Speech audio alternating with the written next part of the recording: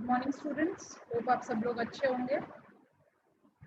Last हम लोग discuss कर रहे थे रेनफॉल के बारे में। रेनफॉल का कैसे ओरिजिन होता है, बरसात की कैसे उत्पत्ति होती है, उसकी उत्पत्ति की दो थ्योरियाँ हमने बात करी थी। दो बड़ी संकल्पनाएं हमने देखी थी, जिसमें हमने ये देखा था कि कैसे ये बारिश की उत्पत्ति होती है। तो नेक्स्ट टॉपिक है हमारा टाइप्स ऑफ रेनफॉल, यानी कि बरसात के प्रकार। बरसात के प्रकार की अगर हम बात करें तो बारिश को तीन तरीके से क्लासिफाई किया जा सकता है, तीन रूप से वर्गीकरण किया जा सकता है। ये किसके ऊपर डिपेंड करता है? ये इसके ऊपर डिपेंड करता है कि बारिश होती क्यों। ये कल हमने बात की थी कि जब हवा जो है वो संतृप्त हो जाती है, यानी कि सैचुरेटेड हो जाती है, और उसके अंदर संघनन का प्रोसेस शुरू हो जाता है, यानी कि कंडेंसेशन की जो प्रक्रिया है, संघनन की प्रक्रिया शुरू हो जाती है, कंडेंसेशन का प्रोसेस शुरू हो जाता है। तो हवा जो है उसमें पानी की बूंदें बन जाती है, फिर आगे हिमकण बन जाते हैं और वो फिर बारिश करते हैं। तो ये जो हवा का ऊपर उठने वाली जो प्रक्रिया है, ठीक है, ऊपर उठने के साथ ही हवा ठंडी हो रही है, तो ये तीन रूप में हो सकती है। या तो पहला कैसे हो सकता है कि अगर जमीन बहुत ज्यादा गर्म हो, धरातल बहुत ज्यादा गर्म हो जाए, टेरेस्ट्रियल हीटिंग बहुत ज्यादा हो जाए, तो उसके हीटिंग की वजह से, जमीन के गर्म होने की वजह से ये जो हवा है वो ऊपर उठने लगे और में फिर वो आगे ठंडी हो जाए, तापमान कम हो जाए और संवहन हो जाए और बरसात हो जाए, ठीक है। या फिर दूसरा, अगर हवा जो बह रही है, चल रही है, उसके आगे बीच में अवरोधक आ जाए, पहाड़ आ जाए, एक हवा जा रही है, पहाड़ आ गया, तो हवा को क्या करना पड़ेगा? मजबूरन ऊपर उठना पड़ेगा, ठीक है। तो ऐसी भी जब प्रक्रिया अगर होगी तो उससे क्या होगा? हवा ऊपर उठेगी तो क्या होगी? ठंडी होगी, ठंडी होगी तो बादल बनेंगे, और वो अगर संतृप्त हो जाती है, यानी कि 100% सापेक्ष आर्द्रता अगर ग्रहण कर लेती है, तो वो बरसात करेंगे। तीसरा होता है जब चक्रवात की स्थिति आती है। चक्रवात की स्थिति के अंदर, यानी कि जब साइक्लोनिक सिचुएशन होती है, तो दो टाइप की हवाओं के मिलने से जनरली हमें साइक्लोन्स देखने के लिए मिलते हैं, चक्रवात देखने के लिए मिलते हैं। एक तो जो हवा आपके गर्म हो, ठीक है, और गर्म होने के साथ साथ वो हवा कैसी हो? आपके आर्द्र हो, ठीक है, ह्यूमिड हो, ठीक है। तो ये गर्म हवा है, आर्द्र और ह्यूमिड हवा है, ठीक है। और एक दूसरी जो हवा है, इस हवा की अगर हम बात करें तो ये कैसी है? ठंडी है और कोल्ड है और ड्राई है। जब ये दो हवाएं आपस में मिलती हैं, ठीक है, तो मिलने की वजह से बीच में क्या होता है? वाताग्र का निर्माण होता है। अब जब वाताग्र का निर्माण होगा, ठीक है, तो इसका मतलब क्या होगा कि जो गर्म हवा है, हल्की है, वो तो ऊपर उठ जाएगी, और जो ठंडी है, भारी है, वो नीचे आ जाती है। तो ऐसे में बीच में वाताग्र का निर्माण हमें देखने के लिए मिलता है, यानी कि फ्रंट्स की फॉर्मेशन हमें देखने के लिए मिलती है, जिसकी वजह से जब ये हवा जो ऊपर उठ रही है वो जब संतृप्त होगी, सैचुरेटेड होगी, तो बादल बनेंगे और वो बारिश करेंगे। तो इस टाइप की स्थिति जो है हमें देखने के लिए मिलती है। तो तीसरा ये कारण हो सकता है। तो इस आधार पर ही तीन प्रकार में वर्गीकरण किया गया है। पहली है आपकी सवहनीय बरसात, या इसे सवहनीय जल वर्षा या कन्वेक्शनल रेनफॉल बोलते हैं। दूसरा है पर्वतीय बरसात, या फिर इसे बोलते हैं ओरोग्राफिक रेनफॉल। तीसरा है चक्रवातीय बरसात, या इसे हम बोलते हैं साइक्लोनिक रेनफॉल। तो ये तीन टाइप की जो रेनफॉल है बारिश हमें देखने के लिए मिलती है, और हर एक के बारे में हम डिटेल में डिस्कस करेंगे। तो सबसे पहले हम बात करते हैं सवहनीय बरसात की, यानी कि कन्वेक्शनल रेनफॉल की। कन्वेक्शनल रेनफॉल कब होती है? एक दिन में अगर अधिक ऊष्मा हो, ठीक है, कोई डे टेम्परेचर अगर बहुत ज्यादा हो, दिवस में तापमान बहुत ज्यादा हो, तो उस वजह से धरातल जो गर्म हो जाए, जमीन गर्म हो जाए। जमीन गर्म हो जाएगी तो क्या होगा? जमीन के ऊपर जो वायु है, हवा जो है, वो भी गर्म हो जाएगी, और वो गर्म हो जाएगी तो वो हवा फैलने लगेगी, और वो हवा हल्की हो जाएगी, ठीक है। उसके अंदर एक्सपेंशन होगा, हवा लाइट हो जाएगी। लाइट होने की वजह से क्या होगी? वो हवा जो है, कहीं पे गर्मी हुई, ठीक है, तो हवा जो है वो हल्की हो गई, हल्की हो गई तो फैलने लगी, फैलने लगी तो वो हवा जो है वो ऊपर उठने लगी। जब ये हवा ऊपर उठने लगती है तो हम ये मानते हैं कि हवा सूखी है, तो ड्राई एडियाबैटिक रेट की दर से ये हवा ठंडी होने लगेगी। ड्राई एडियाबैटिक रेट क्या था? 1000 मीटर के साथ 10 डिग्री सेंटीग्रेड तापमान की कमी हमें देखने के लिए मिलती है। इसके साथ ये ठंडी होगी, और ठंडी होने के बाद ये ऐसे एक बिंदु पे पहुंच जाएगी, यानी कि अपने ड्यू पॉइंट पे पहुंच जाएगी, घनीभवन की स्थिति पे पहुंच जाएगी, जब इसके अंदर सापेक्ष आर्द्रता यानी कि जो रिलेटिव ह्यूमिडिटी है वो बढ़ करके 100% हो जाएगी, 100% रिलेटिव ह्यूमिडिटी इसके अंदर हो जाएगी। और जब ये 100% हो जाएगी तो ऊपर उठने के साथ, क्योंकि ठंडी हो रही है, ह्यूमिडिटी 100% हो गई, तो कंडेंसेशन का प्रोसेस शुरू हो जाएगा, यानी कि संघनन की प्रक्रिया शुरू हो जाएगी। और जब कंडेंसेशन होगा तो उससे एक ऊष्मा जनित होगी, एक एनर्जी प्रोड्यूस होगी, जिसे संघनन की गुप्त ऊष्मा बोलते हैं या फिर लेटेंट हीट ऑफ कंडेंसेशन बोलते हैं। ये लेटेंट हीट ऑफ कंडेंसेशन मिलने के वजह से अभी हवा को और गर्मी मिल गई, ये फिर से और ऊपर उठने लगेगी, और ऊपर उठने की वजह से इसके अंदर सुपर सैचुरेशन आ जाएगा, यानी कि अति संतृप्त की स्थिति के अंदर पहुंच जाएगी। और ऐसे में और फर्दर जब कंडेंसेशन होता है, संघनन की प्रक्रिया होती है, तो इससे बादलों का निर्माण होगा, जिसे कपासी वर्षा मेघ बादल या फिर ढग वर्षा बादल या क्यूमुलस क्लाउड्स बोलते हैं। ठीक है, ये जब बादल बनेंगे तो इसके वजह से उसके अंदर जो भी वातावरण के अंदर जो भी धूल कण वगैरह हैं, उसके बाहर पानी की जो बूंदे हैं वो इकट्ठा हो जाएंगी और उनका साइज आकार जो है बढ़ता जाएगा, जो और ऊपर उठने की वजह से ठंडे हो जाएंगे। तो ये 2-3 कण जैसे हैं, ये सारे मिल करके बड़े पानी के कणों के रूप में हमें देखने के लिए मिलेंगे।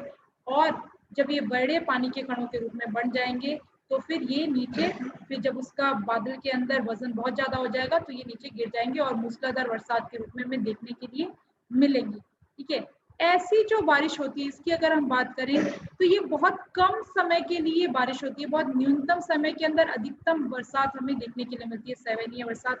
और जनरली जब भी सवहनीय बरसात होती है किसी भी क्षेत्र के अंदर, तो उसके साथ हम देखते हैं कि सवहनीय बरसात के साथ हमें लाइटनिंग और थंडरस्टॉर्म भी देखने के लिए मिलते हैं, यानी कि बिजली ना चमकारा अने गाजवीर जो है ये भी हमें इसके साथ देखने के लिए मिलता है।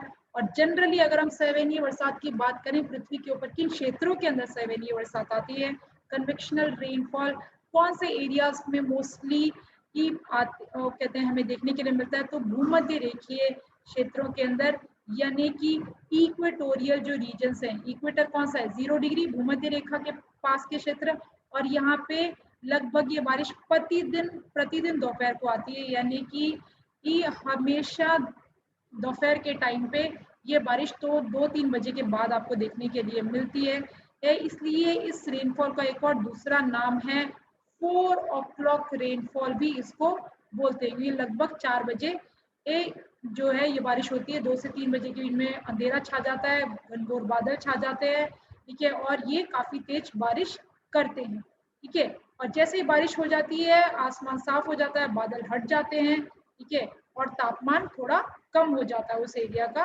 तो ऐसी स्थिति लगभग हर नियमित वहाँ पे रोज जो है हमें इक्वेटोरियल रीजन्स में देखने के लिए मिलती है, इसलिए वहाँ पे आर्द्र आबोहवा की स्थितियां मिलती हैं।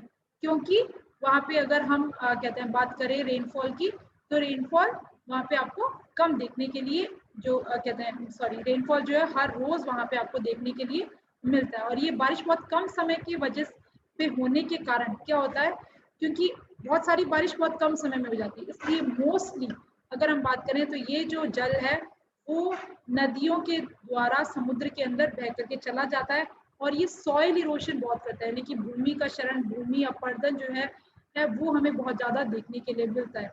और समशीतोष्ण क्षेत्रों की अगर हम बात करें, यानी कि अगर टेम्परेट रीजन्स की हम बात करते हैं, वहाँ पे ये जो सवहनीय बरसात आपको देखने के लिए मिलती है, तो वहाँ पे हम देखते हैं कि ये जो बारिश है ये मूसलाधार रूप के अंदर नहीं होती है, नॉर्मल रूप के अंदर होती है। ठीक है, और जनरली ये बारिश कब आपको देखने के लिए मिलती है, गर्मियों के अंदर, समर सीजन के अंदर ये बारिश हमें देखने के लिए मिलती है। खास करके राजस्थान जो है, डेजर्ट्स हैं, रण क्षेत्र जो है, वहाँ पे आपको इस तरीके से बारिश जो है वो देखने के लिए मिलती है। ये आप यहाँ पे तीनों बारिश के डायग्राम देख सकते हैं, तो ये सवहनीय है। ठीक है, जमीन गर्म हुई तो ऊपर भाप जो है ऊपर उठी, ठीक है, बादल बने और फिर उससे बरसात हमें देखने के लिए मिली, तो ये सवहनीय बरसात है, ये कन्वेक्शनल रेनफॉल आपको देखने के लिए मिलता है। तो ये है फर्स्ट टाइप ऑफ रेनफॉल, पहली बरसात की प्रकार। दूसरी पर्वतीय बरसात, या इसे हम बोलते हैं माउंटेन रेनफॉल।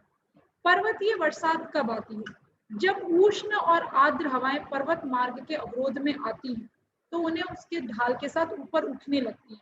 ठीक है, जिसके कारण शुष्क एडियाबैटिक तापपतन दर के साथ वो हवा ठंडी होने लगती है। शुष्क एडियाबैटिक तापपतन दर क्या था, ठीक है, यानी कि ड्राई एडियाबैटिक रेट क्या है, पर 1000 मीटर के साथ 10 डिग्री सेंटीग्रेड टेम्परेचर की कमी हमें देखने के लिए मिलती है।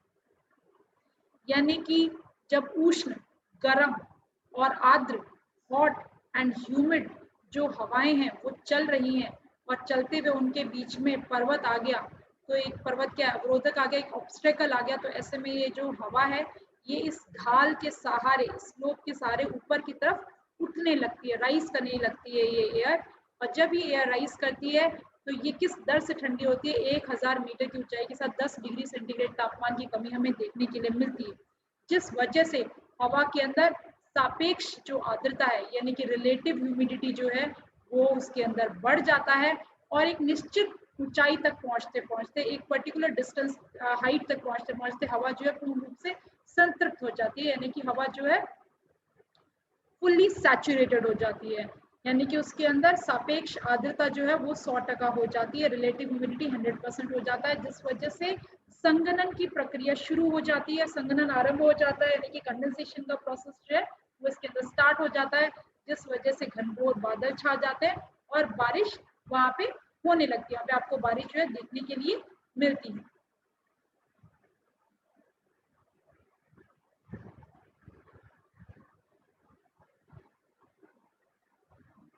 तो ये जब संघनन की प्रक्रिया होती है, जब कंडेंसेशन का प्रोसेस होता है, तो इससे एक एनर्जी निकलती है जो आपको पहले ही बताया था, संघनन की गुप्त ऊष्मा, यानी कि आपके कंडेंसेशन का लेटेंट हीट जो है वो मिलता है, जिस वजह से हवा और ऊपर उठती है, ठीक है, और ऊपर उठने के साथ आर्द्र एडियाबैटिक तापपतन दर के साथ ड्राई एडियाबैटिक रेट के साथ ये फिर से और ठंडी होने लगती है और ऊंचाई पर जाकर के वर्षा करने लगती है।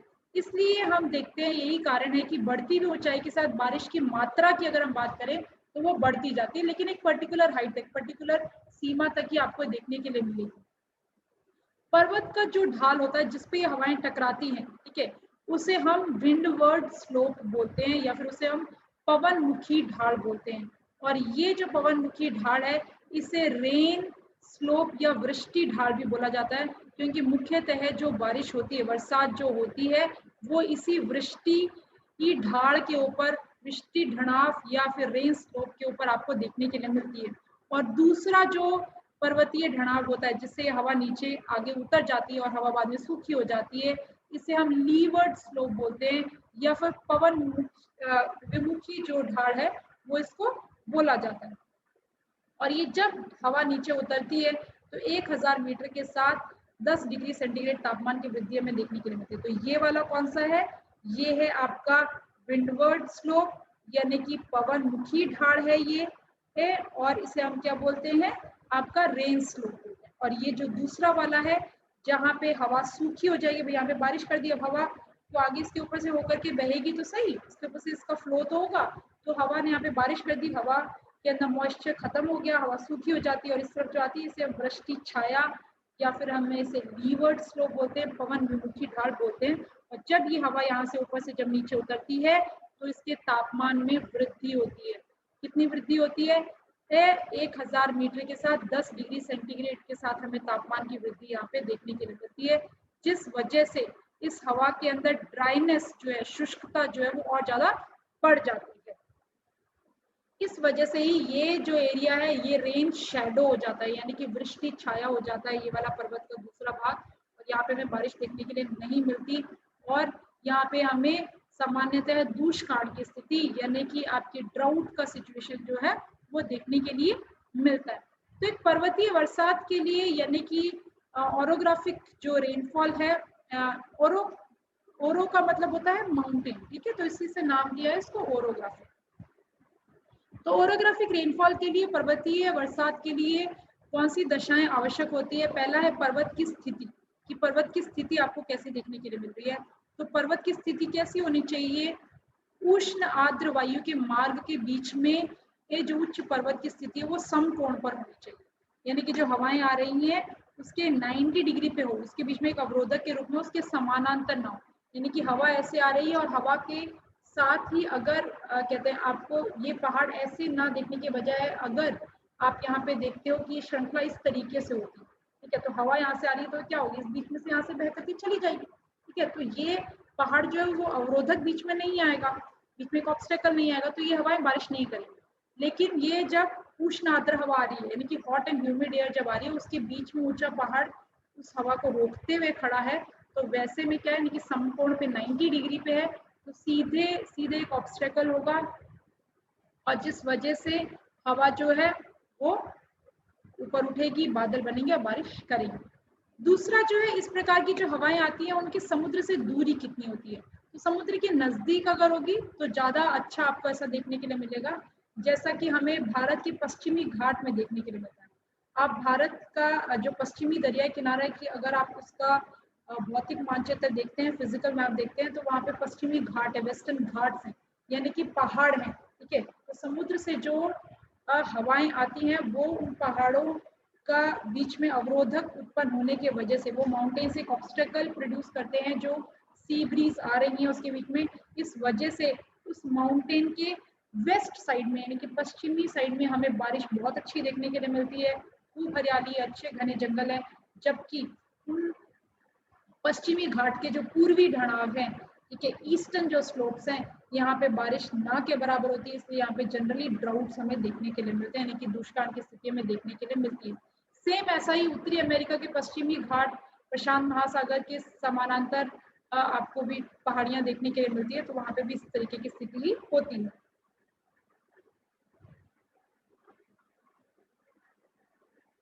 तीसरा है पर्वत की ऊंचाई। पहाड़ों की जो ऊंचाई है वो भी इसके ऊपर मैटर करती है। पहाड़ों की ऊंचाई अगर बहुत कम होगी तो हवा क्या क्या है, कंडेंसेशन हो नहीं पाएगा, संतृप्त हो नहीं पाएगी, भाई ऊपर उठी भी इतनी ठंडी हो नहीं पाएगी हवा कि कंडेंसेशन का प्रोसेस शुरू हो जाए, संघनन की प्रक्रिया जो है वो शुरू हो जाए, हवा इतनी ठंडी नहीं होगी, तो वैसे में हवा जो है, बादल नहीं बनेंगे, बारिश नहीं करेंगे। तो पर्वत ऊंचे होने चाहिए, ठीक है। अगर छोटे पर्वत होंगे तो उसमें आपको ऐसी स्थिति देखने के लिए नहीं मिलेगी। फिर है वायु का आर्द्र होना, एयर जो है वो ह्यूमिड होनी चाहिए, ठीक है। जब तक हवा के अंदर पर्याप्त आर्द्रता नहीं होगी तब तक वो प्रॉपर आपका संतृप्त हवा की स्थिति में नहीं पहुंचेगी, यानी कि प्रॉपर रिलेटिव ह्यूमिडिटी का 100% जो रीच करना होता है, सापेक्ष आर्द्रता 100% वाली स्थिति पे नहीं पहुंच पाएगी और वो बारिश नहीं करेगी, ठीक है। तो हवा का आर्द्र होना जरूरी है। इसीलिए जो दरियाई किनारे वाले जो क्षेत्र होते हैं, ठीक है, कोस्टल एरियाज जो होते हैं, वहां पे जो सी ब्रीज चलती है, यानी कि जो दरियाई हवाएं जो चलती है, सागरीय समीर जो चलती हैं, वो इस प्रकार की बारिश करेगी। वहीं पे अगर आप स्थलीय समीर की बात करो, यानी कि अगर लैंड ब्रीज की बात करो, जमीन से जो हवा आ रही है, तो वो सूखी होगी, उसके अंदर इतनी आर्द्रता नहीं होगी, तो उसके बीच में अगर कोई पर्वत अवरोधक आता भी है, कोई माउंटेन अगर ऑब्स्टेकल आता भी है, तो भी आपको ओरोग्राफिक रेनफॉल नहीं देखने के लिए मिलेगा, आपको पर्वतीय बरसात जो है वो नहीं देखने के लिए मिलेगी। पर्वतीय बरसात की लाक्षणिकताओं की अगर बात की जाए, ओरोग्राफिक रेनफॉल के कैरेक्टरिस्टिक फीचर्स की अगर हम बात करें कि वृष्टि का मुख्य क्षेत्र कौन सा है, वर्षा की मात्रा, वितरण और उसके स्वभाव के आधार पर कुछ इसकी लाक्षणिकताएं देखने के लिए मिलती है। पहला है, सर्वाधिक जो वर्षा है वो पवनमुखी ढाल के ऊपर होती है, यानी कि मैक्सिमम रेनफॉल विंडवर्ड साइड की तरफ होता है, यानी कि पर्वत की जो ढाल है जहाँ पे से हवा आर के टकरा रही है वो विंडवर्ड साइड है, पवनमुखी ढाल है, वहां पे सबसे ज्यादा बारिश होती है। जबकि जो पवन विमुखी भाग है, ठीक है, यानी कि आपका लीवर्ड साइड में जो स्लोप है वहां पे सबसे न्यूनतम यानी कि लोएस्ट जो रेनफॉल है वो आपको देखने के लिए मिलती है। इसके उदाहरण जो है वो मैंने आपको बता ही दिए हैं। और कुछ कहते हैं और इम्पोर्टेंट कहते हैं इसके अंदर, जैसे कि हम अगर बात करें पश्चिमी घाट के ऊपर मैंगलोर की, तो मैंगलोर पश्चिमी घाट के पश्चिम की तरफ है, वहां पे 208 सेंटीमीटर बारिश हमें देखने के लिए मिलती है। जबकि पूर्व में स्थित जो बैंगलोर है, बैंगलोर में सिर्फ 50 सेंटीमीटर बारिश आपको देखने के लिए मिलती है। तो देखो इससे 1/4 ही रेनफॉल वहां पे होती है। ऐसी विश्व की जो सबसे ज्यादा बरसात है वो चेरापूंजी में होती है, ठीक है। वो उस ये जो है हिमालय के दक्षिण में स्थित है, और वहीं पे उसी अक्षांशीय स्थिति के ऊपर उत्तर में स्थित जो गुवाहाटी है, गुवाहाटी में बहुत कम बारिश हमें देखने के लिए मिलती है। ऐसे हिमालय पर्वत के दक्षिणी ढलाव पे अगर आप देखें तो 200 सेंटीमीटर से ज्यादा बारिश देखने के लिए मिलती है। जबकि उत्तरी ढलाव जो है, नॉर्दर्न जो स्लोप्स है, वहां पे 5 सेंटीमीटर तक रेनफॉल आपको देखने के लिए मिलता है, जबकि सदर्न स्लोप्स के ऊपर आपको 200 सेंटीमीटर तक का रेनफॉल देखने के लिए मिलता है। ऐसे ही उत्तरी अमेरिका के अंदर पश्चिमी तटीय भाग में जो तटीय पहाड़ी के पश्चिमी जो ढलाव वाले क्षेत्र है वहाँ पे 200 सेंटीमीटर 200 सेंटीमीटर रेनफॉल देखने के लिए मिलता है, जबकि जो पूर्वी ढलाव है वो वृष्टि छाया रहते हैं, वो वहाँ पे आपको रेनफॉल देखने के लिए नहीं मिलती है।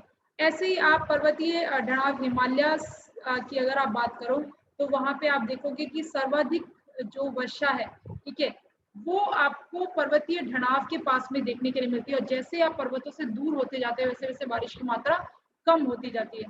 जैसे कि हिमालय के जो दक्षिणी ढाल पर स्थित शिमला है, तो शिमला में हम देखते हैं 152 सेंटीमीटर बारिश है, नैनीताल में जबकि 200 सेंटीमीटर है, दार्जिलिंग में 315 सेंटीमीटर बारिश होती है।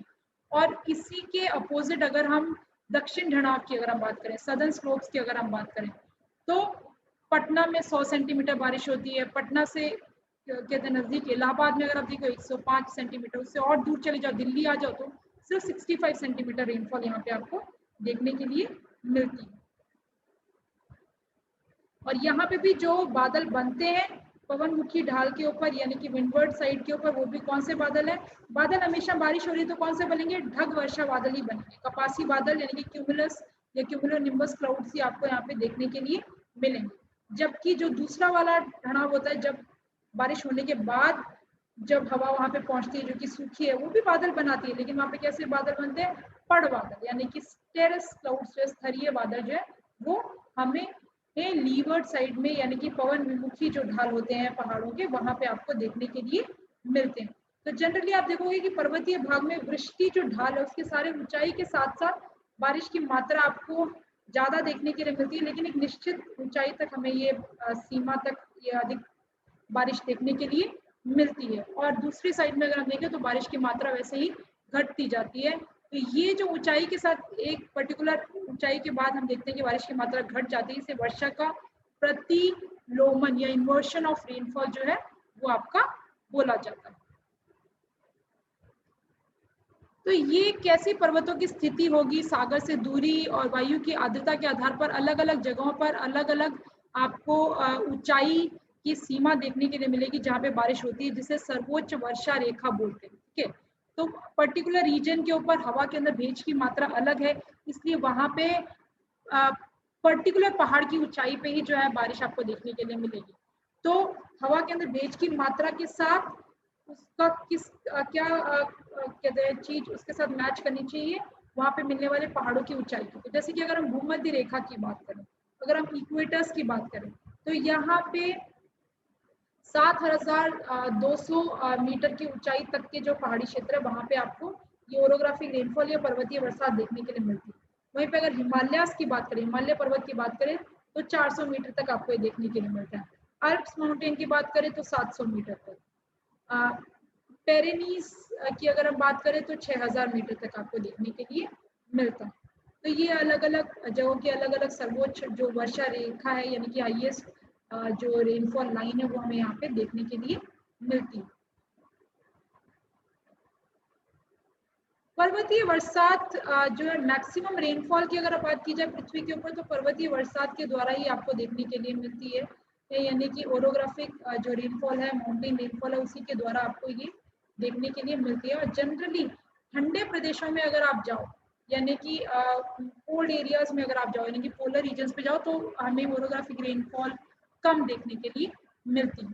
ठीक है, तो ये दूसरे प्रकार की बारिश हुई। तीसरा जो बारिश है, तीसरी जो प्रकार है बारिश का, वो है चक्रवातीय रेनफॉल या इसे हम बोलते हैं साइक्लोनिक रेनफॉल। साइक्लोनिक रेनफॉल कब होती है, चक्रवाती बरसात कब होती है? जब दो विपरीत स्वभाव वाली हवाएं जो हैं विपरीत दिशा से आकर के मिलती हैं। ठीक है, क्या विपरीत स्वभाव होगा इसका? देखो, स्वभाव भी विपरीत होना है, दिशा भी विपरीत होना है। ठीक है, two different air masses having the different characteristics coming from the different direction, and when they are meeting together at a particular place, there the fronts are formed. Okay, and when the fronts are formed, their cloud formation is seen and they causes the rainfall. तो कैसा होता है ये? जैसे कि इस दिशा से एक हवा आ रही है, ठीक है, ये हवा कैसी है? ये गर्म है और साथ ही साथ ये आर्द्र है, यानी कि ये हॉट है और ये ह्यूमिड है। और वहीं पे ये दूसरी दिशा से, विपरीत दिशा से हवा आ रही है, ये कैसी है, ये ठंडी है, और साथ ही साथ क्या है, ये सूखी है, यानी कि कोल्ड है और ये ड्राई है। तो ये जब दो हवाएं जब मिलती हैं तो ऐसे में क्या होगा, ठंडी हवा जो है वो क्या होगा, वो नीचे बैठ जाएगी, ठीक है, ठंडी मतलब वजन ज्यादा, वहीं पे गर्म हवा जो है तापमान ज्यादा तो मतलब हल्की, तो ये हवा जो है ऊपर उठ जाती है। तो यहाँ पे बीच में ये जो है ये क्या बन जाते हैं, वाताग्र का निर्माण आपके हो जाता है। तो ये जो वाताग्र बनते हैं, ठीक है, तो इसके साथ जैसे जैसे ये ऊंचाई पर जाते हैं वैसे वैसे तापमान की कमी होती है और इसके साथ बादलों का निर्माण होता है। कौन से बादल, क्यूमुलस क्लाउड्स यानी कि ढग वर्षा बादल, क्यूमुलोनिम्बस क्लाउड्स बनते हैं जब इसके अंदर जो जल सीकर हैं ये यानी कि आपके क्लाउड ड्रॉपलेट्स जो हैं उसका साइज जब बढ़ता है तो फिर वो बारिश करते हैं, वो रेनफॉल करते हैं, ठीक है। तो इस रूप से आपको देखने के लिए मिलती है। तो इस प्रकार की चक्रवातीय बरसात की अगर हम बात करें तो आपको शीतोष्ण कटिबंध के अंदर आपको ये देखने के लिए मिलते हैं, यानी कि टेम्परेट जो रीजन्स है वहां पे आपको ये मुख्यतः देखने के लिए मिलते हैं। क्यों टेम्परेट रीजन्स में देखने के लिए मिलते हैं, क्योंकि टेम्परेट रीजन्स में ये दो विपरीत दशाओं, दिशा और विपरीत गुण वाली जो हवाएं हैं वो मिलती है। कौन कौन सी हवा इसके अंदर मिलती है, ध्रुवीय ठंडी पवनें यानी कि कोल्ड पोलर विंड्स, और साथ ही साथ आपके एक गर्म जो है पछुआ पवनें यानी कि हॉट एंड ह्यूमिड जो है पछुआ पवनें, ये वेस्टर्लीज जो है ये दोनों मिलती हैं। इसके मिलने की वजह से यहाँ पे आपको ये देखने के लिए मिलता है। वहीं पे अगर आप भूमध्य रेखा की बात करो, इक्वेटर पे बात करो, तो इक्वेटर पे भी दो हवाएं मिलती है। कौन सी मिलती है भाई इक्वेटर पे, इक्वेटर में मिलती है व्यापारिक पवनें यानी कि ट्रेड विंड्स। लेकिन ये ट्रेड विंड्स की अगर हम बात करें तो जनरली ये एक जैसी ही इनकी स्थिति होती है, लेकिन अगर एक ट्रेड विंड जमीन के ऊपर से आ रही है और एक ट्रेड विंड जो है वो समुद्र के ऊपर से आ रही है, दरिया के ऊपर से आ रही है, तो इनकी जो गुण है वो अलग हो जाएगा, ठीक है। तो उससे भी वहां पे वाताग्र बनते हैं और चक्रवात जनित जो बरसात है हमें यहाँ पे देखने के लिए मिलती है। और जब वाताग्र बनते हैं वहां पे लो प्रेशर, निम्न दबाव की स्थितियां भी जो है वो उत्पन्न हो जाती हैं, ठीक है। और जिस वजह से जब ये हवा ऊपर उठती है, ऊपर उठने के साथ साथ ठंडी होती है, तो धीरे धीरे उसके अंदर कंडेंसेशन का प्रोसेस होता है, संघनन की प्रक्रिया होती है और बरसात हमें यहाँ पे देखने के लिए मिलती है। तो जब ये हवा ठंडी होती है तो ठंडी होने से क्या होता है, लेटेंट हीट और कंडेंसेशन जनरेट होता है, यानी कि संघनन की गुप्त ऊष्मा जनित होती है जो हवा को और ऊपर उठा देती है, और ऊपर उठेगी तो हवा और ठंडी होगी, ठीक है। जल सीकर जो है क्लाउड ड्रॉपलेट्स हैं उसका साइज और ज्यादा बढ़ेगा और वो बारिश करेंगे। तो जब ये बारिश हो जाती है उसके बाद आसमान क्लियर हो जाता है एकदम, ठीक है। और ये जो दोनों हवाएं हैं ये वहां पे खत्म हो जाती है और बारिश अचानक बंद हो जाती है। तो ये जब बारिश होती है साइक्लोन वाली, तो इसमें भी कई बार बिजली ने, चमकारा ने, गाजवीर हमें देखने के लिए मिलता है, यानी कि थंडरस्टॉर्म एंड लाइटनिंग जो है ये भी साइक्लोन्स के साथ हमें जनरली एसोसिएटेड देखने के लिए मिलते हैं। तो मेजर कौन से एरियाज है जहाँ पे ये बारिश होती है, एमसीक्यूज टाइप क्वेश्चन में पूछता है बहुत बारी। तो शीतोष्ण कटिबंधीय जो क्षेत्र है वहाँ पे अधिकांशतः आपके चक्रवातीय बरसात या साइक्लोनिक रेनफॉल होता है। शीतोष्ण कटिबंधीय यानी कि टेम्परेट रीजन्स। सेम ऐसे ही आपकी पूछ लेते हैं सवहनीय बरसात के अंदर यानी कि कन्वेक्शनल रेनफॉल के अंदर। तो कन्वेक्शनल रेनफॉल कहाँ पे होती है, आपके इक्वेटोरियल जो रीजन्स हैं यानी कि भूमध्य रेखीय जो क्षेत्र हैं वहां पे आपको कन्वेक्शनल रेनफॉल ज्यादातर देखने के लिए मिलती है। और टेम्परेट रीजन के अंदर शीतोष्ण कटिबंधीय क्षेत्रों की अगर हम बात करें तो वहां पे कौन सी बारिश हमें देखने के लिए मिलती है, सामान्यतः है हमें वहां पे साइक्लोनिक रेनफॉल जो है वो देखने के लिए मिलती है।